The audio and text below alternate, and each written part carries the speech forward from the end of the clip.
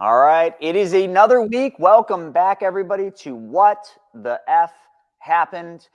It is myself and my partner in crime, Mr. Snaggy, at it today, reviewing the data, reviewing the news. I mean, you got everything from balloons, not one. Oh, it's another one. Another unidentified flying object. I mean, how many balloons were shot down? Does anyone even know? Was it 2? Was it 3? Was it 4? Do we even know whether these are balloons or are they just shooting down big birds? I'm kidding. We all know what they are. We all understand the ramifications of that. But it just seems strange how, first there's one, then there's another, and then there's another, and then there's another. And it's kind of like that with everything. It was like that back when, there was lots of forest fires. There wasn't one fire, there was 2, then 3. It's like the news just jumps on something, and then there always seems to be more. It's kind of funny, but it is what it is. But what we're going to talk about today is inflation. We were moving the right direction with inflation until this month. Inflation went up. And you know what? A lot of the economists that we study say the same thing. They say we are going to continue in this high inflation environment. And you all know what that means, right? That's right. Uncle Fed or Mr. Fed, whatever you want to call them, will stay the course with raising interest rates, which will cause more pain for the country. And you're already seeing it, folks. Stay with it. Unemployment numbers are going to start creeping up. You're seeing the layoffs. You're hearing about it now on Main Street. So coming to a theater near you is the recession that we're already in. We'll be right back with you to talk about this, to get your opinions, answer your questions, and have one heck of a good time. We'll see you in a sec.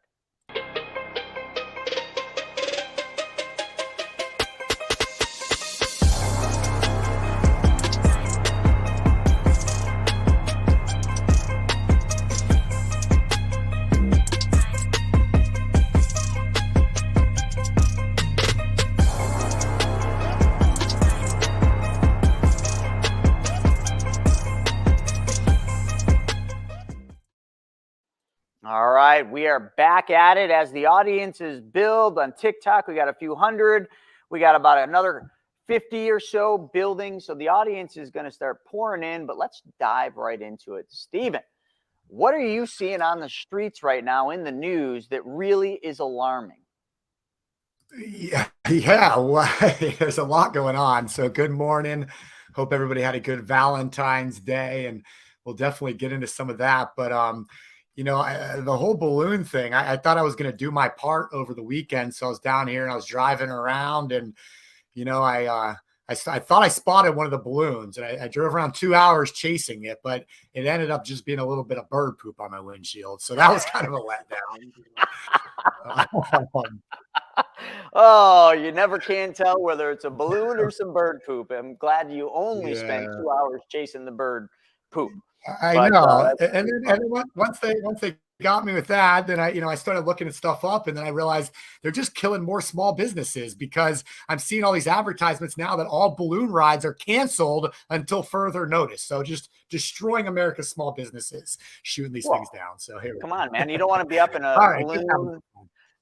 Yeah, you're floating around in a balloon on like a vacation, just, seeing the sights. You hear this loud sound, sounds like a jet. And the next thing, you take a look out the left, and there it is. The F-22 just dropped a bomb at your balloon. That would suck. So maybe they should have canceled all the balloons. Folks, this is all far-fetched, right? It's just ridiculous. Oh, and then Schumer. We won't get into the balloons. I was really hoping it was aliens. I don't think it's aliens. I think that there's a couple theories that I think could be happening. One of them might be these things are flying around all the time, and we're just kind of trying to posture without announcing we're shooting down Chinese balloons, acting like we don't know. And, I heard they shot one down. Maybe that was one of our balloons over there, and just kind of saying it without saying it. And, it's all the Cold War stuff from back in the day. And, it's stuff that we see all the time. I feel like, I don't know. It's a wild situation, though. It feels like the news gets crazier and crazier every week. Is it aliens? I made a joke, are we going to see a UFO over the Super Bowl on Sunday? Like who knows where these things are popping up, But the Super Bowl is a good time. You watch much of the Super Bowl, Chris? I did, and I'm not a huge football guy, so I don't know the players or anything else. But I know good, games when I see them, and that was a good game. I mean, those two teams deserved to be there. They played their hearts out. They played as a team. It just came down to just, one was just well. I love it too. So let's go to the news on that. Everybody we all know the outcome of the Super Bowl. They both played phenomenal. It could have been won by either one of those teams. You can't take anything away, and you can't say that either one of those teams didn't do the right thing. They did. But, and then the news just wants to go, oh, well, that penalty, that's the reason they lied. All right, listen, there's penalties in every game. There's bad calls in just about every game. It's like, it's the game. So why do we always got to blame? It's just like they both played, pat them both on the back. I mean, hey, next year the Eagles can come back and give it another shot, because I'll tell you, if they keep that lineup, that they were killing it. They were killing it. So I enjoyed it, and I'm sure everybody else watching did. Yeah, and there were some The funny memes going around. Show that's somebody on TikTok just said that. I kind of was thinking that too. The halftime show, that was a bit weird, but whatever. Yeah, but I feel like the halftime shows are always a bit odd. And then so Juju, if you guys were watching the game, Juju was the one that was held by the Eagles receiver. So he posted yesterday on Valentine's Day, "Happy Valentine's Day, everybody." And then with a little picture of the guy that held him, "I'll hold you when it matters most." So doing a little trolling right there of the other team. So you gotta love the jabs back and forth, some of these guys. And Juju's known, they got him back and said, Juju had 6 times as many TikTok posts before the Super Bowl as he had catches in the game, because he posts all the time on TikTok. And I think he had like 3 receptions and he posted like 18 times or something. So they're jabbing back and forth. But it's a good time. So back to the real news. So CPI, the core inflation, as we call it, data came out yesterday. I'll kind of pull it up and walk you through what's going on. So the breakdown of the inflation report for January. So high inflation persisted in January, with this consumer price index rising 6.4% from this month last year. Here's which prices have notably jumped year over year based on government data released on Tuesday. So just talks a little bit about what's going on. So inflation rose 0.5% for the month to 6.4 over the past 12 months, which was higher than they had predicted. They were predicting it to be about 6.2. It's clear that the Federal Reserve has more to do in order to continue to slow down inflation. And keep in mind, do you know the data, Chris, how many times they rose rates last year? And I think they rose them by about 4% total. Last year. 7 times. 7 times. Okay. So it looks like that's going to continue into this year. The last one was a 1/4 point as opposed to those 1/2 point increases they were doing. But, we'll see how they handle this. Notably increases included shelter, food, gasoline, natural gas.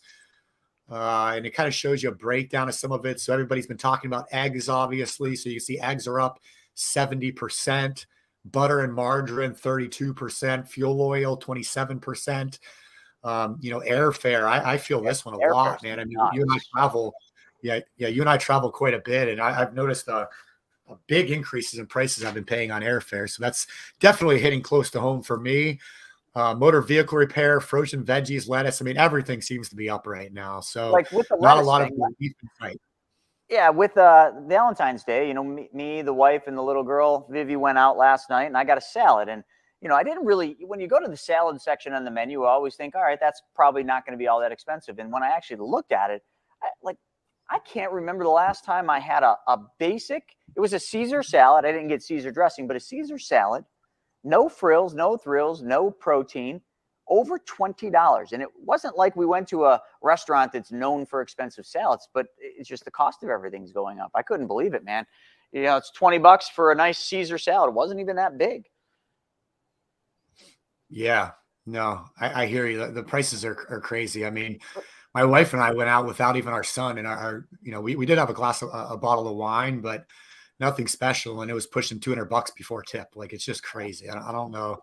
I don't know how people do it on a regular basis, but nonetheless, so everybody's feeling it, especially those with bigger families and, working that 9 to 5, still learning about, investing and controlling their wealth and everything that we teach. And there's a lot of struggling people out there. And that's one of the main reasons we do what we do, Chris. I mean, to try and help people get out of that rat race and and do something different for their lives. So we're going to continue to feel it this year. After 2 years of inflation, the process of getting those high prices under control will continue this year, though it's going to take time. The annual inflation rate should subside by mid-year, they predict, but there could be upward momentum followed by downward momentum. It will not be a straight line during the rest of the year. And while the Fed's trying to control that, it's going to cause mayhem in the rest of the markets as rates continue to rise, money restricts, and people have less and less to spend. So we'll see what goes on with inflation. Now, there is one thing I wanted to mention about inflation too, Chris, is we look at that number, 6.5%, 6.2%, down from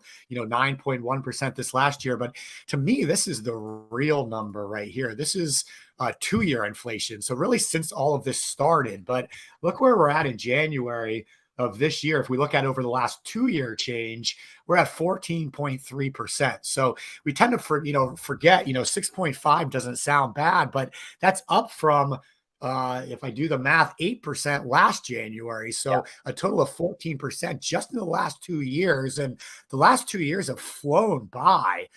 Coming out of the pandemic and getting back to life and just everything that's gone on with politics and Biden and all the elections and the midterms that just happened. And so life flies by all the time, but I feel like especially lately. And so we forget, man, like things are way up right now. And then when you really look at housing and how housing is just, 50, 100, 150, 200% in a lot of areas. It's, when you start piling that on top of each other, you can really see why credit usage is way up. People are borrowing more than ever against their home equity. People are borrowing more than ever against their 401ks. People's savings accounts are dropping like a rock right now. And when you look at this data and everything going on, you can see exactly why. It's very, very predictable. Even though the news doesn't want to tell you this stuff, it's very predictable when you simply sit back and look at it.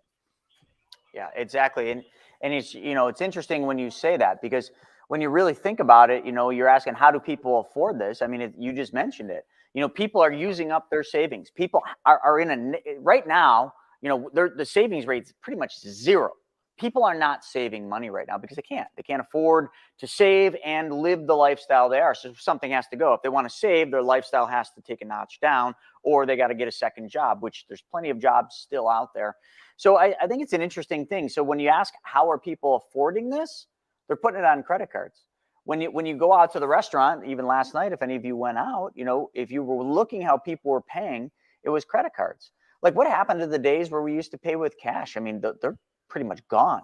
So when the United States does go to a digital currency, or the whole world goes digital, we're the ones that were guilty of that. We're the ones that did that. So it's an interesting thing when you really think about it, because everything that's happening right now is all playing into the grand plan, if you think about it. And it's a scary thought, but the credit card debts are going up tremendously. They're the highest they've ever been.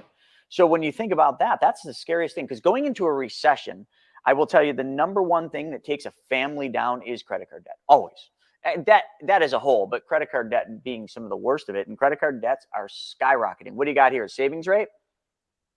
Yeah, just showing, how, it's kind of chugging along. You get that 7%, over time, we should aim for at least the 10%, but it's always a little below average. And you can see when COVID hit, and all the money was passed out, people weren't going out spending. It really was up for a couple of years. And ever since this inflation has started, it's just started to drop like a rock. So we'll see where this goes. But that's definitely an alarming thing, especially when there's no relief in sight. 2009. Look at that. Our savings rates today are lower than the dot-com crash, are lower than 2008's Great Recession.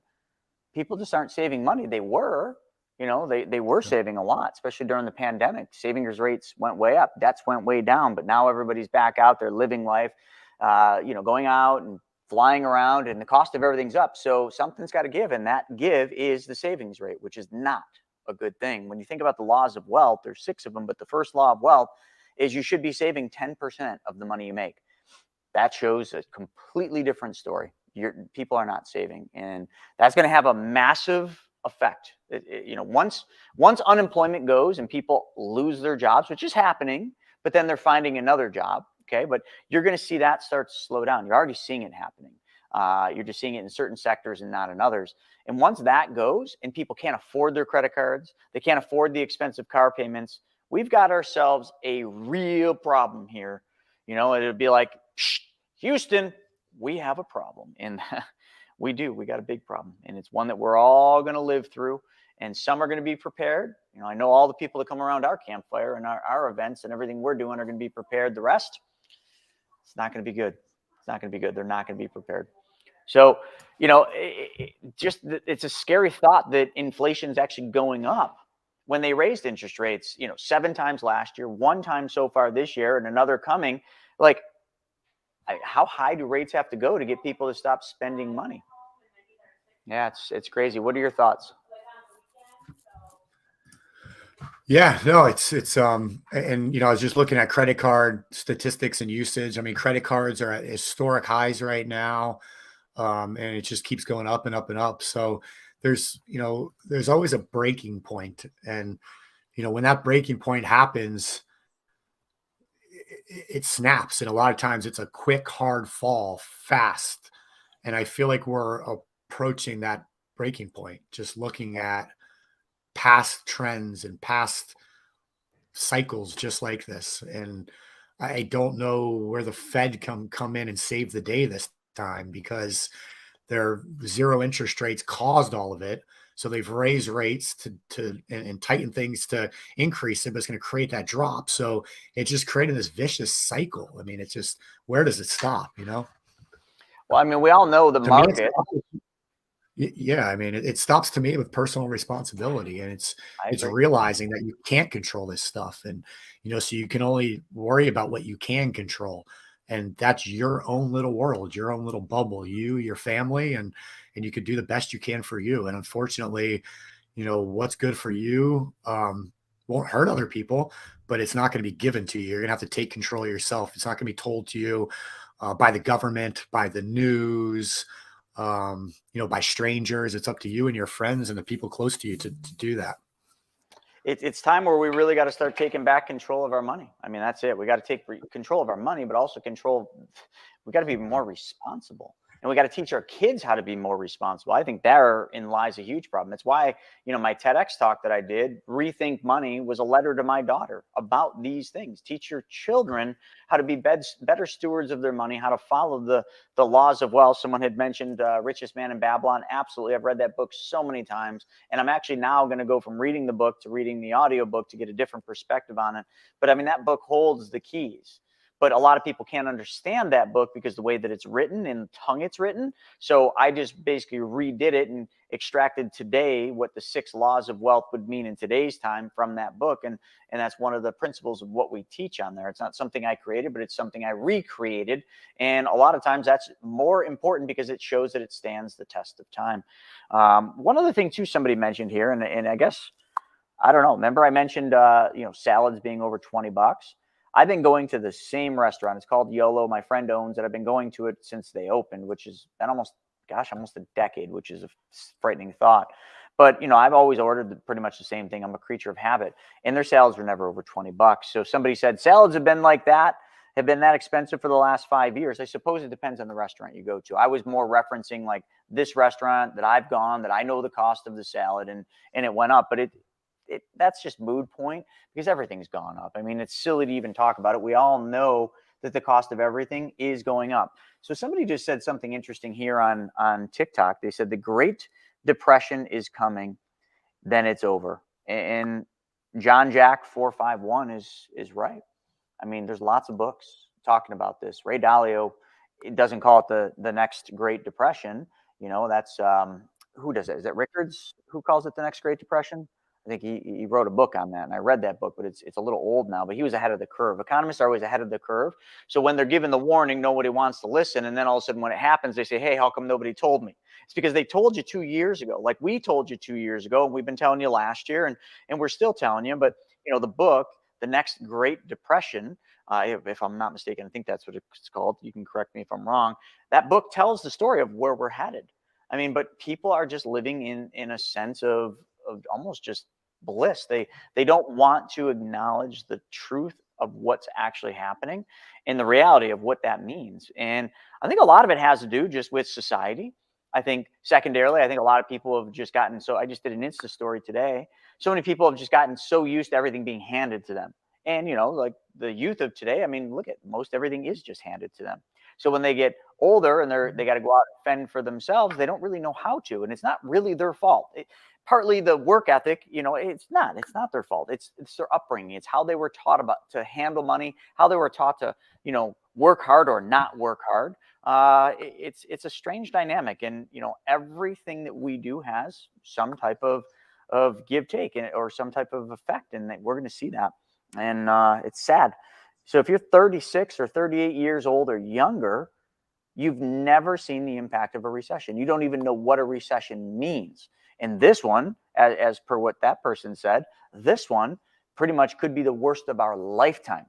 Our lifetime. Unless you lived through the Great Depression, this one more than likely will be the worst that we've ever had. And that's reality.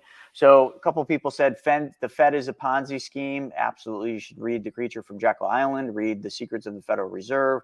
Both books are highly fact-checked, is the right way to say it, but they're all sourced. And the data that they use in those books is all cited. So we'll just call it fact-checked. Chase likes music, said higher rates create higher deficit spending on bond interest payments, doesn't slow down spending. Yes, but eventually it does, because eventually what you just said, higher deficit spending has to come to a stop. I mean, they can't just keep running the deficits they are right now of 120%. I mean, I guess they can, because the dollar right now is the dollar that oil is traded in. It's the strongest currency in the world. So until they lose that or lose the investor confidence, yeah, I suppose they can. But it doesn't mean it's going to avoid what's about to happen. It simply means it's going to prolong it. And the longer, think of it as a balloon, right? We all have done this. You've gotten a balloon and you start blowing it up and it gets real big and, you start thinking, oh my God, it's going to pop. But you keep blowing into it and you're like, holy crap, I thought this would have popped a while ago. You keep going, you keep going, you keep going, and you're just like, this is incredible. It still hasn't popped. And then eventually it pops. But the pop is bigger because it took longer. Well, this balloon, I hate to use that word balloon in today's word, but this bubble, this balloon that we're blowing up today is going to pop, and it's going to be a big pop. And that's the reality of it for sure. Yep. So pretending like nobody disagrees with the assessment totally undermines your position. Oh, great. Now we got, what's his name? Soy bombed. Yeah, he must have bombed out on soybeans or something, but I don't know. Maybe I'm reading into it wrong. But right now, the Dow Jones is down 172 points. It was down yesterday. We can all see this happening. I mean, the Fed's going to keep raising rates, and we got to do that, which is why every Wednesday at 1 p.m. after WTF, 1 p.m. Eastern, we do the Wealth Webinar where we give you tactical ways to prepare for this. And we're going to do that same thing this afternoon. So if you guys want to register to join us for the Wealth Webinar, it's totally free. We even give you my 3 books totally free. And you can join it by going to chrisnaugle.com and register for the Wealth Webinar, where we'll give you some tactical ways to kind of prepare for what's about to happen, prepare for what's coming. And I think he's right, that soy person on there, I think everybody does realize what's coming. It's just, are they preparing? And when you look around, the answer is no. So that's really the reality isn't so much that we're going to go into a recession. I think the news has done a good job of telling you all that that's where we're going. But are you preparing for that so that you can come out on the right side? And that's, I think, the thing that we need to focus on. What else is in the news, Stephen? Well, you know what? It's funny because I feel like history does repeat itself. Over the weekend, I was like, it'd be cool if we could bring back flip phones. I was like, kind of missed that whole feeling of, remember when you talk to somebody, you're like, you get off and you close it shut. You're like, I love it. Remember that? I do. I just saw this morning. It looks like Apple might be bringing it back. So Apple patent adds hype around foldable device. So I just hope that they allow that thing to make that click sound, because I love that. Dude, it's got to make the click sound. It's got to do it. So we'll see what happens with that. Good old technology. Huh. Anyways. All right. Well, so something that has been kind of around the news, but kind of not around the news. I don't know your thoughts on it, but the whole that whole train derailment in Ohio and all the poison leaking into the atmosphere and everything, like, what's up with stuff like that? Like, why is that such a, like, just to show you an idea, serious Ohio chemical leak being ignored by government media, aftermath could linger for 20 years. a lot of reports coming in from local news stations of dangerous levels and people reporting terrible smells and headaches and all kinds And of chickens stuff. are dying and fish are floating and there's all sorts of carnage going on there. And you know what? Ohio is just across the pond for me, meaning the Great Lake. So there's a lot of concerns where I'm at about our drinking water being contaminated. And who knows? I mean, there's people very concerned about this. Vinyl chloride, that's not some good stuff. Yeah, so it's just things like that really make you wonder. Why would Like, the government ignore that? The government just seems to want to have their fingers in every single thing. My God. But then all of a sudden they're going to ignore that. I guess taking statues down is more important, right? yeah, sometimes our priorities are a little mixed up, I think. Yeah, I think that's been the case for quite some time in politics. Not picking this, not talking about a side. Just it's a major issue with politics. Politics has taken the focus off of, passing laws that make a better place, and really they've spent their time on just getting votes. It seems like everything they do is for more votes. Both sides. They make decisions. They spend money. They create more debt. And so much of it is just an initiative, a personal initiative, if you will, to make sure that that party gets voted in. And that isn't how it started. And that isn't good because, following Ray Dalio's teachings and everything, that leads to the end of an empire every time, not just some of the time. The Roman Empire, the Chinese dynasty, you go back in time. I mean, Ray Dalio's video does a great job of teaching that. And I think all of you should watch it. But you can see like what's happening in politics right now, good, bad, and different. You can all say it's probably bad on either, side, but it all leads to the same place. It leads to a weak empire in the United States. That one thing from, what was that show that we played this weekend from Newsroom? I think it was many years ago, where, he was asked, why is the United States the greatest country in the world? And he says, it's not. And he goes on to talk about it's not and all the reasons why it's not. And then he goes back and says, but it used to be. And that's kind of the same exact real reasons of right now where we're in some problems. It's a sad, Michael Moore talking about the Chinese balloons. So we just got Lisa coming in. So just listen to Michael Moore talking about the Chinese balloons. Now, just saying Michael Moore makes half the audience or even a quarter of the audience not even want to listen. And how many have been spotted this week, but we're not being told, media not explaining it? How will this impact us? Should we worry? Yeah, I mean, it's something to worry about, but I think we all got more things than that to worry about, like the cost of eggs and being able to feed our families, put a roof over their head, because with the housing stock going up in price, and not just the housing stock going up, because really the price of housing is coming down, but I'm more referring to rentals, because a lot of people have been priced out of the market because of interest rates, and that's just going to get worse. So therefore, rentals have become very popular. And I don't know about any of you in your neighborhoods, if you've really looked at rentals, but there aren't many because they're all fully rented and the rents have gone up. How much did you say? In some parts, 100%. Didn't you say that, Stephen? Just home values. But yeah, rents I've personally seen rents double and more just locally around where I live. Same here. Apartments that you could rent last year, or maybe not last year, but 2 years ago for $750, $800, like a 1-bedroom little studio, they're now $1,500, $1,400, $1,500. That's insane. I feel for people that, really just want a roof over their head and they really can't make it because, the businesses that are doing really well right now are, if you look at the reports and the earnings, is fast food restaurants. Why? Because, fast food restaurants are really the only real affordable food that people can get, because going to the grocery store, that's out of the budget for some people. So they go to fast food because fast food has all these offers and all these bargains, but that is the worst food you can eat.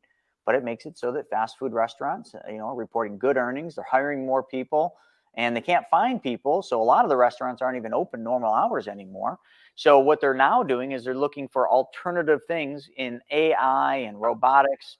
And pretty soon, I mean, I don't know, I hate to say it, but it looks like it's going that path with McDonald's already.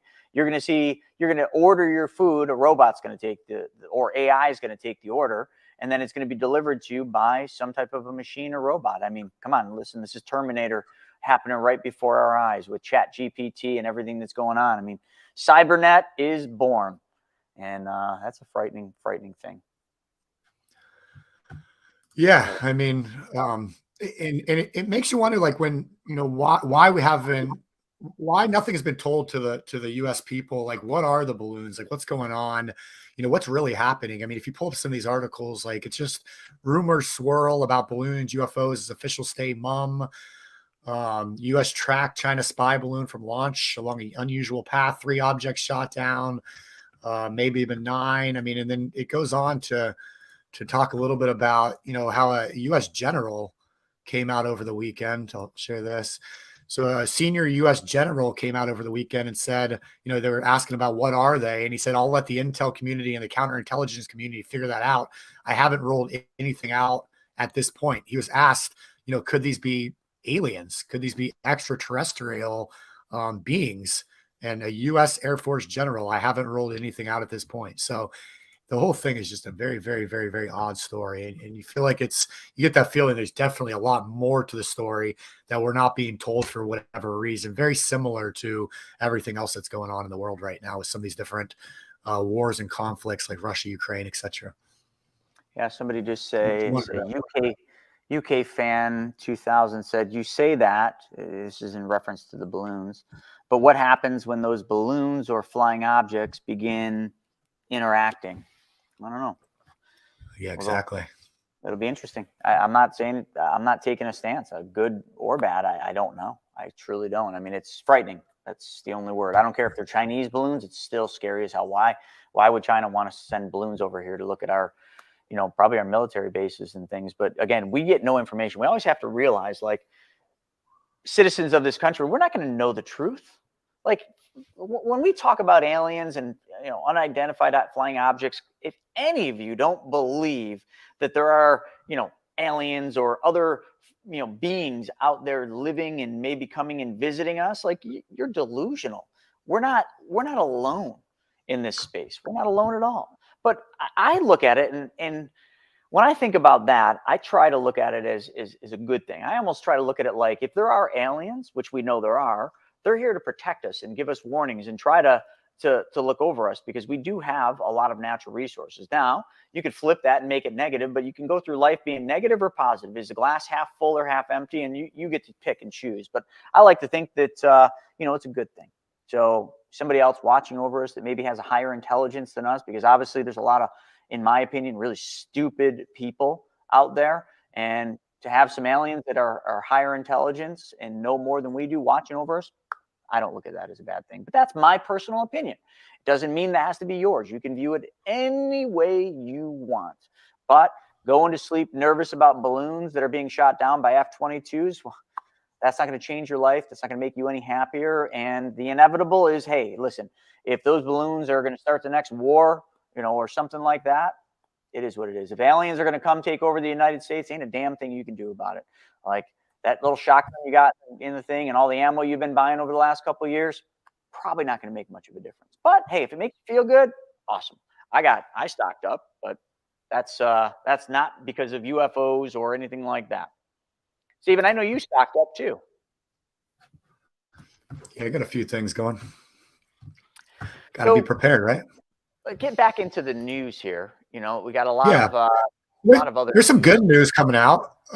Just to hit a couple things real fast, I got lined up. So retail sales jumped 3% in January, smashing expectations despite inflation increase. So retail sales grew. For food service and drinking places, motor vehicle and parts dealers, and furniture stores led the sales increases. So that's kind of interesting. Food and drinking places. So people, you called it the revenge summer. It looks like it's going into 2023, Chris. People are still want to go out and spend their money on fun things, so to say. Obviously, motor vehicles and parts are kind of something you have to do, I guess. Yep. Keep your car updated. And the furniture stores. Really interesting. Yeah, that's interesting. I have a feeling that might be due to a backup. I know that there was like a 6 to 9 month wait for a lot of furniture for the last couple of years. So I'm thinking maybe they're getting more in stock, and that's kind of increasing sales right now. But that's just a guess. That would make a ton of sense. And I think that's probably more where furniture is. I mean, down the hall here, we got a Raymore and Flanagan, which is a huge, huge furniture store. And I don't ever see anybody in there, but they probably, you know, a lot of people bought new houses. A lot of people bought bigger houses when rates were low. A lot of people moved into new apartments, and there was a lot of transition from the pandemic till now. And there's been backups for all these orders. So I think what you're now seeing is what would be called a lagging indicator coming to light. You know, now it looks like there's a lot of furniture being sold because you're looking at profits or earnings, and really it's just all that backlog now being shown. So sometimes the data isn't the data we need to be looking at. You have to understand leading indicators, lagging indicators, and how to read into that data. Same thing with the inflation numbers too. Like Stephen just showed you the 2-year versus the 1-year. When you look at the 1-year, like, it's not bad. When you look at the 2-year, like, whoa, well, there you go. It's perception, all perception. Let's see. Let's go over to here. Some of the questions. Instagram doesn't really have any questions. What do you got, Stephen? Oh yeah, this is a good one. Let's hit this first before I take questions. Yeah, just saying home builder sentiment is in February improved by the biggest amount in a decade. So America's home builders are becoming more bullish about the housing market. The National Builders Index rose. I don't completely get where this is coming from, but maybe you can shed some light on it, Chris. Oh, I really can't. I think, you know, if you were following interest rates had a pullback. So right around the time that this report is referring to, that's when interest rates pulled off of their highs. So I think it was a lot of people just rushing to try to lock in those rates. I mean, refinances went up and everything went up because people were worried that rates are going to go higher. So now that they've come down a little bit, let's jump in, which then translates over to these numbers where, you know, home builder sentiment in February improved by the highest amount in a decade. When they say that's deceiving news. Improved by the highest amount in the decade. So they're only talking about the improvement being the most in a decade. That doesn't really say a whole lot. So a lot of times the news is there to get your eyeballs on it, get you to buy. And Shauna, our director, made a very unique comment this morning. She was like, you know, talking about the news, and when she was reading about the train derailment and that, she's trying to figure out, hey, what caused this? Why is this, you know, being, you know, kind of ignored by the government? And she was trying to figure it out. And then she got to a point in the article where she had to subscribe to get more or the truth, you know, and maybe that's the thing. Maybe media is trying to make money by putting, you know, we do the same thing. What are they called, Stephen, when you put an ad out and it just catches your eye? Oh yeah, it's like clickbait. Clickbait. Yeah. You know, they're trying to clickbait you to get you, and then when you want the real stuff and you're getting into the article, you're like, oh my God, yeah, I want to know that, and then all of a sudden you got to pay. Hey, you can say that's wrong or whatever, but business, it's marketing. You can take it for what it is. Let's see here. What else we got? Good old New York Times, you know. Yeah, so it looks like so we talked a little bit about crypto over the weekend. We had our 3-day money school training, and we had our crypto expert Spencer Montgomery on. And you know, Spencer, you want to give kind of a little update on what Spencer was saying, Chris? About which part of it? Just about crypto in general. Just, you know, he believes that, you know, we're on track to, you know, stick with the Bitcoin, stick with the Ethereum. You know, stick with the big boys. And go ahead. What's unique about Spencer? He's not one of those gurus that's out there trying to pitch some fast, you know, money making thing. But what he does is he comes from, you know, the Bitcoin days of way back when we didn't even really know what it was. And by the way, this is Cash, Lazy Cash. He's got to be part of every show. He can't just stay out of it. But Spencer was really kind of going through, and he always talks about the problem that Bitcoin and what crypto solves. And if any of you have ever read any of the books about it, you would understand, you know, that it does solve a really big problem. And all these things about currencies and U.S. debts. I mean, the U.S. debt right now is 120+% of GDP. The max level that any country should be is 70. I mean, most countries are over 70 now, so U.S. is right in line, but 120%, that's unsustainable, which also shows that eventually, sometime in the future, that's not going to land well for the U.S. dollar. So what he was talking about is using, you know, Bitcoin and Ethereum, the blockchain, as a way to just hedge or a way to prepare for that as a store of wealth. But he also mentioned the money you should be putting into crypto should be money that you can afford to lose. He was also mentioning you should never put all your money in it. You should be diversified. And he also mentioned you can't be in a hurry. Although he says he made some predictions of where he thinks it's going to be in the next few years. He just said you can't be in a rush to get there. This is not a get rich quick thing, but this will be some piece of this will be the future. So why not, put a little bit into this, and you probably will do very well. He talked about algorithms, and there's different ways that you can use algorithms to buy, different cryptos. And he also talked about just in general, different strategies like dollar cost averaging into it. And I agreed with everything. I mean, I trade crypto, swing traded, I guess is a loose word. I'm not like making it a hobby even. I dabble. I know how to trade support and resistance lines, and Bitcoin has been and Ethereum has been very, very easy to make money on if you understand support and resistance and you just follow the trends of what's going on in the stock market, because Bitcoin, for the most part, is the most correlated darn thing I've seen to the stock market. So if the stock market's going up, Bitcoin's probably going to trend up, and going down, it's going to trend down. It's been a little off lately, which is probably because you don't have everybody plowing into it. The FTX thing scared a lot of people away from Bitcoin. So it might actually be more true to how it will perform now in the future. But he said it's a great place to diversify a little bit of money that you can afford to lose, and money that you're not in a hurry to get rich on. And that's pretty much the sum up of what he did. And then he just had a lot of great advice on ways he would help people with some of his free trainings. That was phenomenal. Yeah. Yeah, and just I saw that article pop up and made me think of it, but oops, I just stopped sharing it. Let me pull it right back up just to give you an idea. Because I think stuff like this I think is a positive for crypto. So SEC Chair Gensler proposes sweeping changes that would change which crypto firms can custody customer assets. So it goes back to crypto, Bitcoin and Ethereum, on the blockchain in theory are protected, even though. And then so people question like, okay, well, when Canada was having the lockdowns and all that trucker, and the Canadian government was going in and taking people's Bitcoin away from them, they were seizing it. When all that was occurring, people were like, well, how secure is Bitcoin? Like, how can the government go in and seize that and take that away? And it's not that they're taking the crypto away from the individual. They're taking it off of the public exchanges of where it's held. And so, and when you saw like the FTX collapse, like there were, the reason why that happened is it wasn't that the Bitcoin failed. It was that the exchanges of where the stuff was held, was a big Ponzi scheme fraud, or essentially, allegedly. So, the more we could see some of this stuff being regulated on that level, I think when it comes to mass adoption and uses moving forward, I think that's a very positive thing.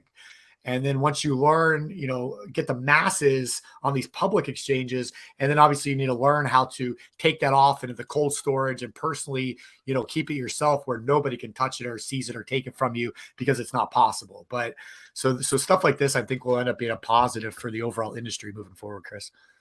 And I think it all plays into what we always say. When people say, so what do? I help people take back control of their money. And I do that by teaching them how to become their own bank. So what you just said about Bitcoin and how to protect yourself there is take back control of it. Don't give up control, this exchange or that exchange. Like, get it in a cold storage wallet, and all these different things. There's lots of new technology coming to keep you safe. I mean, you got to look at this whole industry. The crypto industry it's not even an infant yet. It's still a baby. It can't even, do anything on its own. It's still in its baby or maybe infant stage. And it's got a lot more to go. It's got a long way to go. And a lot of regulation will come and hit it now that the FTX thing is. But you haven't heard about the FTX thing in the news at all. And we were saying back, remember how long ago, whether or not Sam Bankman-Fried would actually be in prison. And so far he is not, is he? Is he in, does anyone know, is he in prison? Because there's been nothing about him. That's big news. Largest Ponzi scheme in the world, and no one's talking about it anymore. He knows the right people, I'll tell you that. It's that's the way it always. I thought this was interesting. Steve Golf, if I got it right, on TikTok said, I'm a radar technician, and we don't turn up the gain or anything else to pick up more stuff out there. In other words, there's a lot more stuff out there. And somebody had mentioned earlier, balloons can't get picked up by radar because radars are designed to pick up fast moving objects. So if a balloon is high enough moving slow, it sometimes doesn't get picked up. And I think that's kind of what Steve's talking about here. Folks, if you don't think there's other beings and other life form out there, like open your horizons. We're not alone here. We never have been alone here. It's not something you should fear. The government, doesn't tell you about any of it, never will, but they know. And some people were saying, well, how come for 70 years, they've always kept it a secret. Now you hear more about it. The only reason you hear more about it is because social media. So when someone takes a picture of a UFO or something, they can post it on social media. The problem is Photoshop. There's a lot of manipulation. So knowing what's real and what's not is another thing. But, the government, back in the day, people take a picture of it and they would send it to their local police or whatever news channel. And then that would just get derailed and sent to the government. And the government just buried it in confidential files. But that's the reason. You just got more people on social media showing things and trying to get more views. So it gets a lot more fake stuff out there. So it's just hard to find the truth of what's real and what's not. Here's a story you typically like to talk about, Chris. Deeply. Yeah. Check this out. So I'll read this as we're pulling that up. So deeply inverted treasury curve narrowly misses reaching 41-year milestone. So our call for 210s to reach 100 basis points is back on the table, says BMO Capital Market Strategist. So a bond market gauge of impending U.S. recessions fell just shy of reaching its most negative reading since October of 1981, when interest rates were 19% under Paul Volcker's Federal Reserve. That gauge, which measures the spread between the 2 and the 10-year treasury yields, finished the New York session on Thursday at minus 82.5 basis points. In other words, the 10-year yield was trading 82.5 basis points below the 2-year yield. Yeah. Over much of the day, the spread appeared to be back on track to surpass the December low and just missed it. The most negative level since 1981, when it reached 96.8 points. And just to show you a little chart of what this has looked like over the last year, this thing started dropping back in February of last year. We inverted for the first time in March. We talked about it when it happened here on WTF. And then we talked about it again around last summer when all this was happening. And since then, it's just been dropping like a rock. So go ahead. I mean, a lot of people would read that article or not read it because they don't understand it, but it's quite simple. If one of you loaned me money and you lent it to me for 2 years, and I then said, hey, I'll pay you 6%, over the course of 2 years. But then I said, hey, on that, would you mind lending that to me for 10 years instead of 2 years? You, as the lender, would demand a higher interest rate because there's more risk going 10 years out than there is 2. So you would say, yeah, but I can't do it for 6. I got to charge you 8. I'm just using just numbers. That would make logical sense, right? The longer you lend money, the more the interest rate should be. And then the shorter period of time, the higher or the lower the interest rate, because there's less risk in shorter periods of time in most cases. Well, right now, what they're talking about is the inverted yield curve. Now, just for the record, just to give you a history lesson, this has only happened 7 times in 50 years, okay? And in 7 times over 50 years, every single time, not just every time, 100% of the time, it has always resulted in a recession every time. So, when people are saying, oh, we're not going to be in a recession, when the president comes on and says, we're not going to be in a recession. Really? So this will be the first time in 50 plus years that this has happened, that we're not going to land in a recession. Why? And, everybody's going to have their own opinions, which I don't really feel like getting into at this stage of this show, but that is what it is. It's an invert. I mean, and these are the cycles. The market cycles have never changed. There's a buy cycle, a sell cycle, and a panic cycle. You're in the sell cycle right now. Anxiety, fear, denial, capitulation, depression, despondency. Soon you'll be in the panic mode because you didn't prepare. And that'll just be a whole bunch of hoping and praying. It's not a good place. So the economy is as strong as it's ever been. And so the jobs are better than they've ever been. That's my best impression. What do you want? That's the perfect way to wrap this show up right there, because I don't even know how to combat on that, and I'm sure there's going to be some hate coming on that one. But that's okay. That's okay. If you want to learn what's really going on and how to control your money and how to avoid all this crap that's going on with the markets and the recession and all the lies that are being told to you, just join us at 1 p.m. today. Absolutely. We'll get into how you can start being smart, how you can have consistent growth. You don't have to lose all your money in this recession. You can retire on track and even maybe in a better position than you are today. But we'll get into it today at 1 o'clock, Chris. Scott Ward, 21. Of course, the words are backwards, which is why I spelled backwards so that you could read it. It doesn't matter whether they're backwards. I just told you what it said. 50 years. Every time has landed in a recession. Any questions? Like, you can read it. Short-term U.S. Treasury bonds pay a higher interest rate than longer-term U.S. Treasury bonds. We already explained it. So the fact that it's backwards actually makes perfect sense because it's backwards. And we'll land with that. So, folks, join us today at 1 p.m. Eastern time by going to chrisnaugle.com. Scroll down until you see Wealth Webinar. Register, grab the books for free, and we'll see you where you can actually learn how to get ready for what's about to happen. Thank you all for joining us for another episode of What the F Happened. We'll see you next time.